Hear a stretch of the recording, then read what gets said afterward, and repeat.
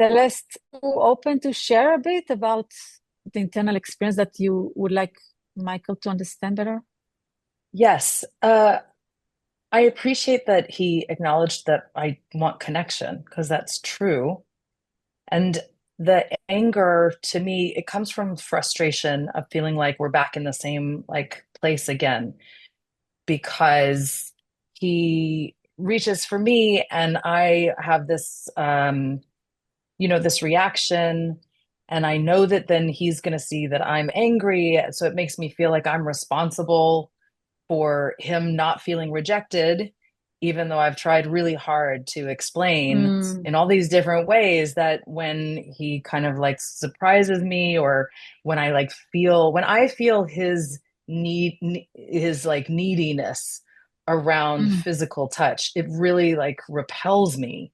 And then Okay, I let's feel like pause. that's not Let's pause. acceptable. Thank, thank you, Celeste. I imagine this was not easy for Michael to hear, so I want to acknowledge that. And I would like to try to reflect and do some translation of the judgments words that I heard to help possibly also support Michael in hearing you, because that may be an obstacle. Would that work? Yeah? Sure. Michael, are you okay with that? Yeah. Thank you. So what will help me is if I can speak in first tense as Michael. And I want to check for permission from you, Michael, to do that. And I will definitely check if what I say is accurate for you. It just helps me drop into the reflection. Sure. Yeah. Thank you.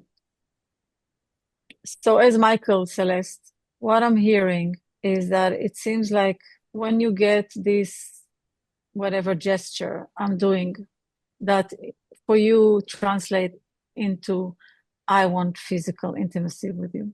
Not only you have this body reaction of contraction, but also there is a lot of like emotional charge around how are you gonna navigate the impact on me, saying no to me. That it's really stressful. So that means that you cannot really be with you fully with your body and kind of trust that you can just be with your experience. You're holding my experience and the impact on me and the impact on our connection. So there's all these layers that create a lot of frustration and challenge for you. I'm just gonna pause and check if that what I said so far was accurate.